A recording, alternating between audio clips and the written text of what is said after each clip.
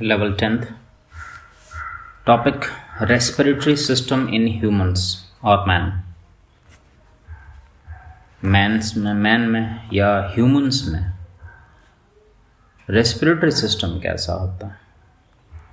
तो in human beings many organs take part in the process of respiration. Human beings में respiration process जो होती है उसके लिए कई ऑर्गन्स जिम्मेदार होते हैं, यानी कि वो इस्तेमाल होते हैं, यूज़ होते हैं या वो उसे कंप्लीट करते हैं. We call them organs of respiratory system, और ऐसे ऑर्गन्स को हम रेस्पिरेटरी सिस्टम के ऑर्गन्स कहते हैं, या ऐसे फैक्टर्स जो होते हैं उनको हम ऑर्गन्स कहते हैं, रेस्पिरेटरी सिस्टम के ऑर्गन्स कहते हैं. The main organs of human respiratory system, तो वो कौन कौन से ऑर्गन्स हैं इस ह्यूमन रेस्पिरेटरी सिस्टम के? कौन कौन से ऑर्गन्स, उनके नाम क्या हैं? तो पहला नोज़, दूसरा नेज़ल पैसेज या इसे नेज़ल कैविटी भी कहते हैं. फिर आता है ट्रैकिया, फिर है ब्रोंकाई, फिर आता है लंग्स, और लास्ट में आता है डायफ्राम. तो ये सभी हैं वो ऑर्गन्स जो respiratory system, human respiratory system ने अपना रोल प्ले करते हैं, फंक्शन करते हैं, अपना अपना फंक्शन करते हैं. The human respiratory system begins from the nose. ये नोज से शुरू होता है. Our nose has 2 holes. हमारे नोज में ये 2 होल्स हैं. In it which are called nostrils. इनको नॉस्ट्रल्स कहते हैं. There is a passage in the nose behind the nostrils. Nostrils के पीछे का हिस्सा एक पैसेज, रास्ता होता है, उसे हम नेज़ल पैसेज कहते हैं या नेज़ल कैविटी कहते हैं. कैविटी मतलब गड्ढा एक किस्म का. द एयर और respiration is drawn into our body through the nostrils present in the nose. तो हमारी बॉडी में एयर अंदर जाती है और बाहर आती है, वो इन्हीं नॉस्ट्रल्स के थ्रू होता है. नोज़ में जो ये नॉस्ट्रल्स होते हैं इनके थ्रू शुरू होता है या इनके थ्रू होता है. This air then goes into nasal passage. Nostrils के बाद नेज़ल पैसेज में जाता है वो हवा. The nasal passage is separated from the mouth cavity या बकल कैविटी या ओरल कैविटी. माउथ कैविटी को बकल कैविटी भी कहते हैं या ओरल कैविटी भी कहते हैं. तो ये नेज़ल पैसेज जो होता है ये इस माउथ कैविटी से थोड़ा अलग होता है, सेपरेट होता है, अलग होता है. बाय अ हार्ड, किसके द्वारा सेपरेटेड होता है? बाय अ हार्ड, अंदर की तरफ से हार्ड बोनी पैलेट, हड्डी नुमा एक अंदर संरचना होता है जिससे ये इस माउथ कैविटी से अलग होता है, और वो बोन का बना होता है, बोन पैलेट होती है एक. So that we can breathe in air. हम इसकी वजह से हम तब भी ब्रीथ इन कर पाते हैं, सांस ले पाते हैं. Even when we are eating food, तब भी जब हम खाना खा रहे होते हैं. इस वजह से ये अलग होता है. तो खाना खा रहे होते हैं तो उस वक्त मुंह में फूड होता है, तो वो फूड के दौरान भी हम सांस ले पाते हैं उसकी वजह से. when we are eating food and the mouth cavity is filled with food, या माउथ कैविटी, जो माउथ कैविटी है ये खाने से भरी हो, तब भी हम सांस उसकी वजह से ले पाते हैं. The nasal passage is lined with, इसका मतलब क्या हुआ? ये जो हमारा नेज़ल पैसेज है और माउथ कैविटी अगर ये इकट्ठा होते, मिले हुए होते, तो मुंह में कोई भी चीज़ हम डालते, खाना वाना डालते, तो फिर हम सांस नहीं ले पाते, प्रॉब्लम हो जाती ना. सो इनका सेपरेट अलग अलग होना बहुत ज़रूरी है. देन आगे बढ़ते हैं.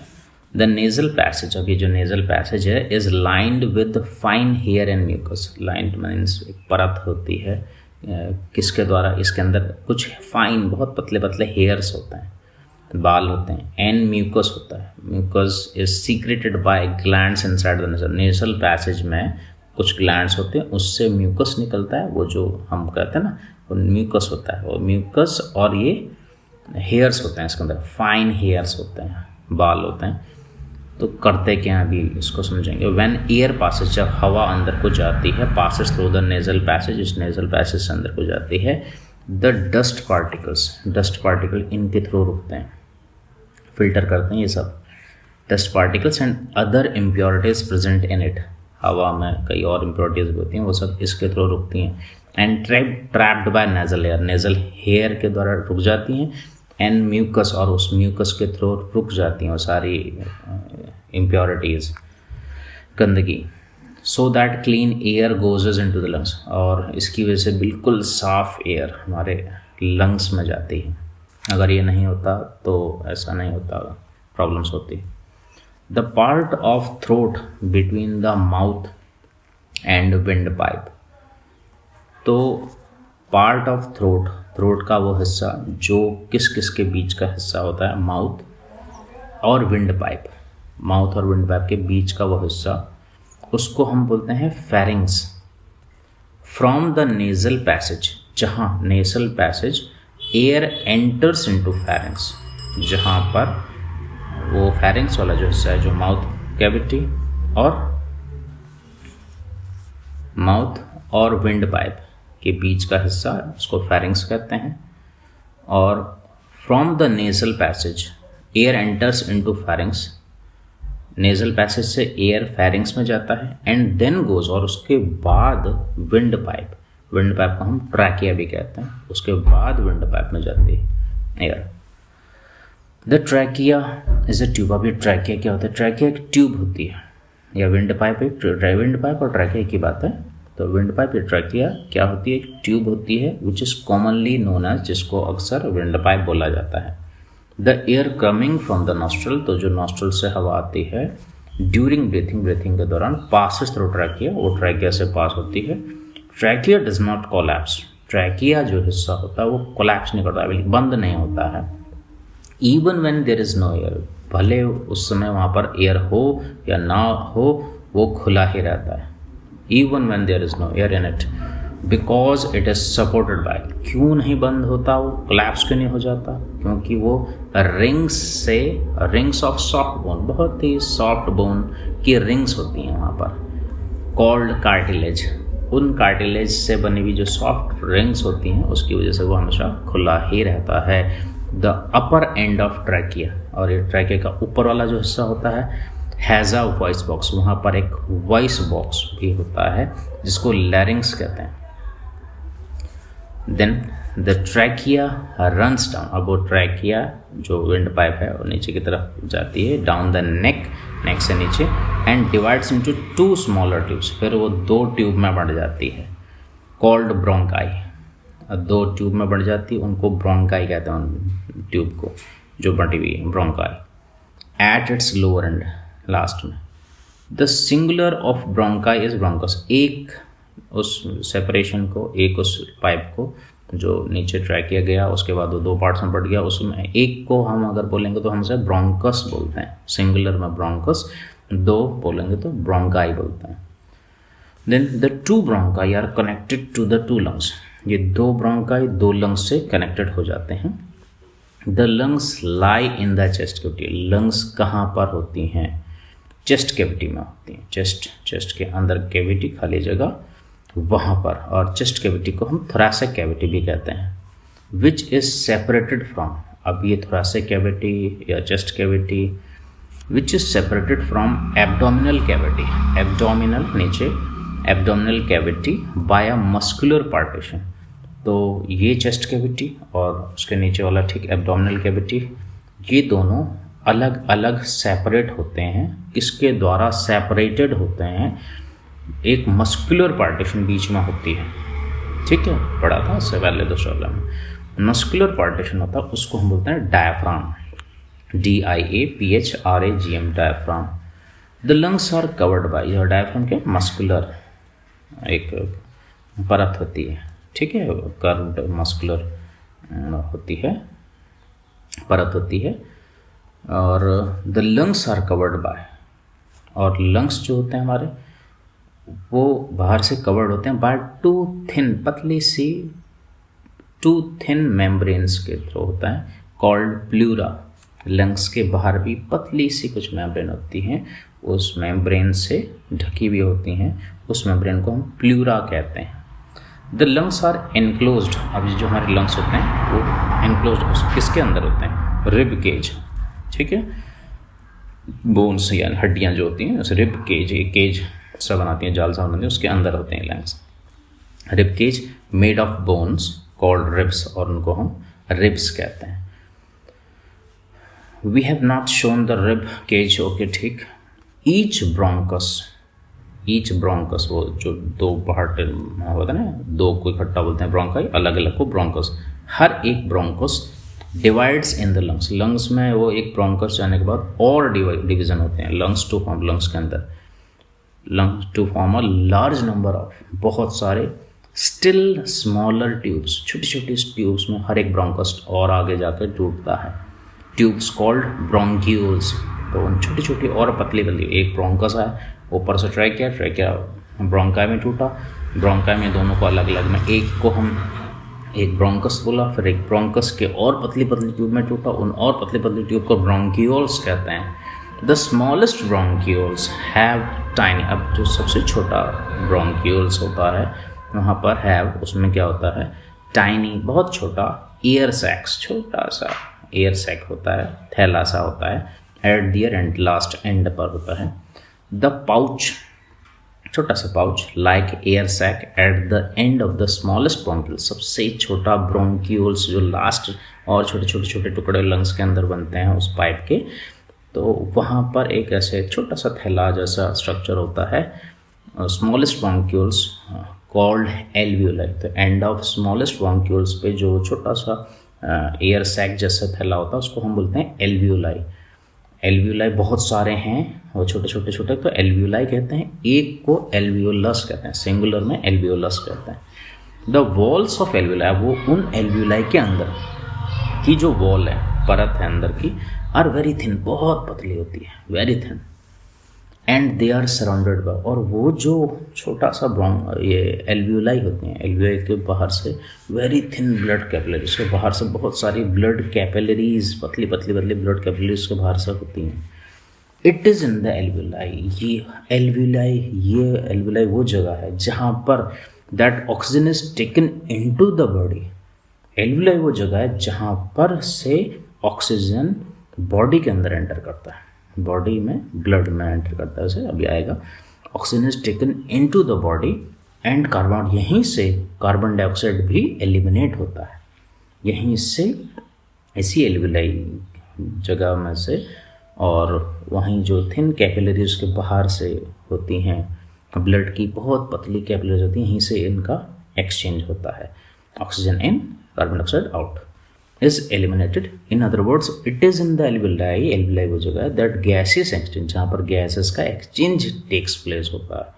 The human have been designed to maximize the exchange of gases, और human के जो lungs होते हैं वो इस प्रकार से डिज़ाइन होते हैं ताकि वो ज़्यादा से ज़्यादा ये इस प्रकार का एक्सचेंज, गैसेस का एक्सचेंज कर सकें। अब वो कैसे? There are millions of alveoli in the lungs, lungs में मिलियंस ऑफ एल्वियोलाइज होते हैं, बहुत छोटे छोटे से, बहुत मिलियंस, उससे ऊपर।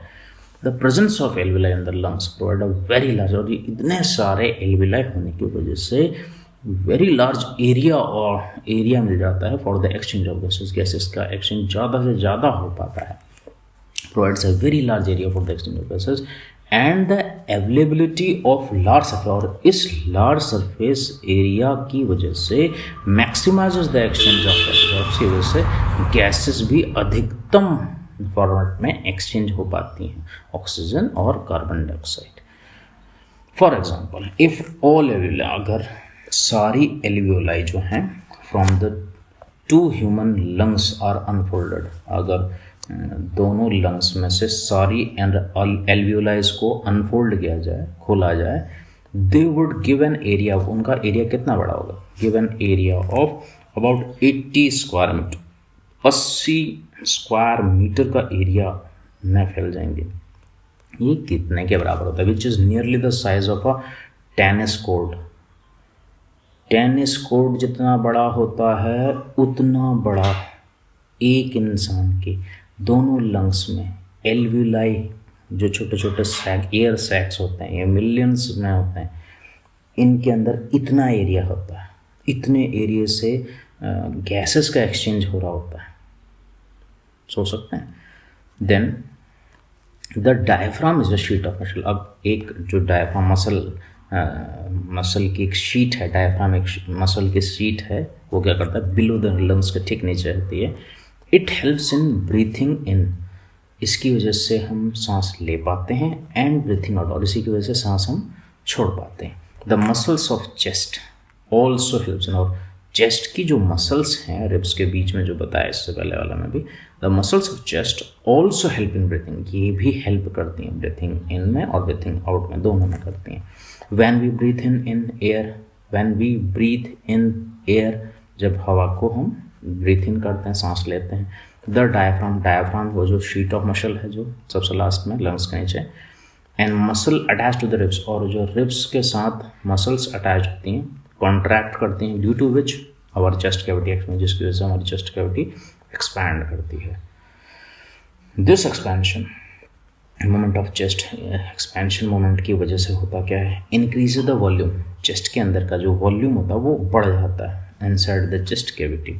Due to increase in volume, volume के बढ़ जाने की वजह से the air pressure decreases inside, volume बढ़ जाने की वजह से अंदर का जो एयर प्रेशर होता है वो घट जाता है inside the chest, it decreases inside the chest cavity, and air from outside, और air from outside being at high pressure, और बाहर की जो, ये जो बाहर की हवा है ये हाई प्रेशर में होता है, अंदर प्रेशर घट गया हवा का तो ये सीधा अंदर आ जाती है हवा। रशेस इनटू द लंग्स, ये सीधा लंग्स में आती हैं थ्रू द नॉस्ट्रल्स, नॉस्ट्रल्स के बाद ट्रैकिया, ट्रैकिया के बाद ब्रोंकाई, ब्रोंकाई के बाद फिर बाकी ब्रोंक्यूल्स एंड एल्वियाई बोल सकते हैं।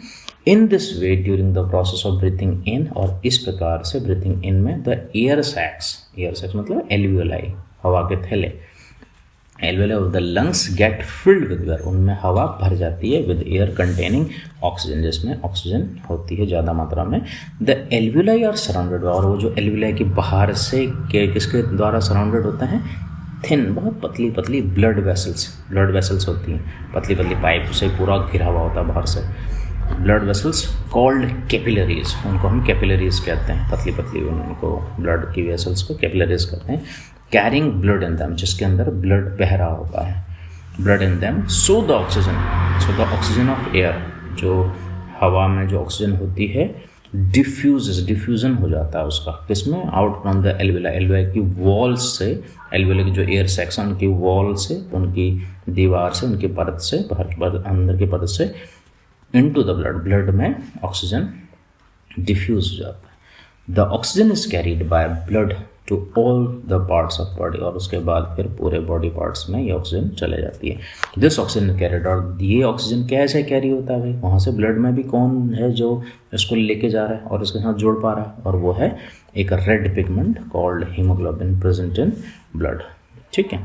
As the blood passes through the tissues of the body, जैसे जैसे ब्लड सभी टिश्यूज से, बॉडी के सभी टिश्यूज से पास होता है, the oxygen present in it, जो ऑक्सीजन उसमें होती है वो डिफ्यूज हो जाती है इनटू द सेल्स, पूरे सेल्स में डिफ्यूज हो जाती है, पहुंच जाती है, due to its higher concentration of blood में, क्योंकि हायर कंसंट्रेशन है उस वक्त, जब उसमें ऑक्सीजन ज़्यादा आ गई तो जहाँ कम है वहाँ पर डिफ्यूज आउट हो गई।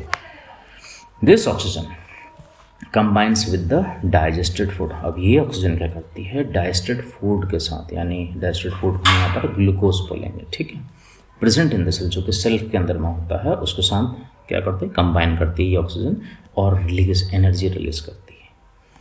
Carbon dioxide gas is produced as a wet, और जब ये होता है रेस्पिरेशन, ये प्रोसेस चल रही है, जिसमें carbon dioxide gas is produce as a waste product, और जब ये रेस्पिरेशन प्रोसेस होती है ऑक्सीजन इस ग्लूकोज के साथ या फूड के साथ, फूड बोलते हैं शॉर्टकट में, और वैसे ही पर्टिकुलर ग्लूकोज है उसके साथ रिया वो करता है, कंबाइन होता है, कंबाइन होकर कार्बन डाइऑक्साइड भी निकलती है, वो कार्बन डाइऑक्साइड एक वेस्ट प्रोडक्ट है हमारे बॉडी के लिए, तो waste product during respiration the cells of the body tissues, this carbon dioxide, ये कार्बन डाइऑक्साइड डिफ्यूज होता है, अब ये ब्लड में डिफ्यूज हो जाती है फिर से, जो वहाँ पर कार्बन डाइऑक्साइड प्रोड्यूस होती है वेस्ट प्रोडक्ट के फॉर्म में, due to its higher concentration, क्योंकि इसका ज़्यादा कंसंट्रेशन जब ये प्रोड्यूस हो रही है बॉडी में तो उसकी मात्रा बढ़ गई, ज़्यादा मात्रा बढ़ गई तो इसको हम बोलते हैं हायर कंसनट्रेशन। तो हायर कंसनट्रेशन टिश्यूज़ में तो ये ब्लड में घुल जाती है और ये ब्लड फिर से वहीं पहुँचेगा एल्वेलाई की जगह, तो ब्लड कैपिलरीज के थ्रू वहाँ जाएगा और वहीं से फिर डिफ्यूज हो जाएगा, सीधा गैस चले जाएगी एल्वेलाई के अंदर और एल्वेलाई से फिर बाहर। Then concentration of body tissue, blood carries the carbon dioxide back to the lungs में ले गए, where it diffuses into the alveoli, alveoli में डिफ्यूज हो गए।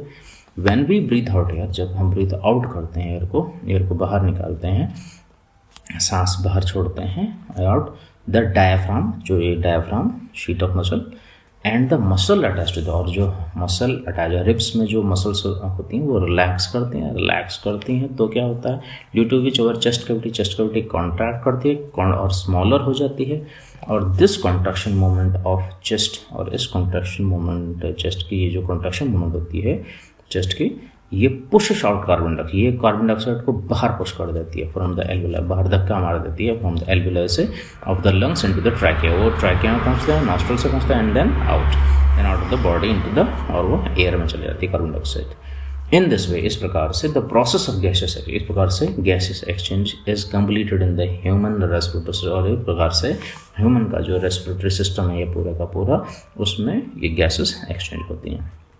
Please note that during the breathing cycle, इस ब्रीथिंग साइकिल में when air is taken in, जब air अंदर ले जाती है और इनहेल्ड, इसको इनहेल्ड कहते हैं, एंड लेट आउट मतलब बाहर निकलती है, और एक्सहेल्ड जब बाहर छोड़ी जाती है, the lungs always contain a residual volume of air, सांस अंदर ली सांस छोड़ी। इसमें एक बात और ध्यान रखने वाली बात है कि इसके बावजूद भी लंग्स ऑलवेज कंटेन, लंग्स में हमेशा कंटेन अ सर्टेन, थोड़ा सा रेसिडुअल वॉल्यूम ऑफ एयर, थोड़ी सी एयर इसके अंदर पहले ऑलरेडी हो रहती है, रेसिडुअल वॉल्यूम कहते हैं, रेसिडुअल वॉल्यूम ऑफ एयर कहते हैं, जो यहाँ रह जाती है।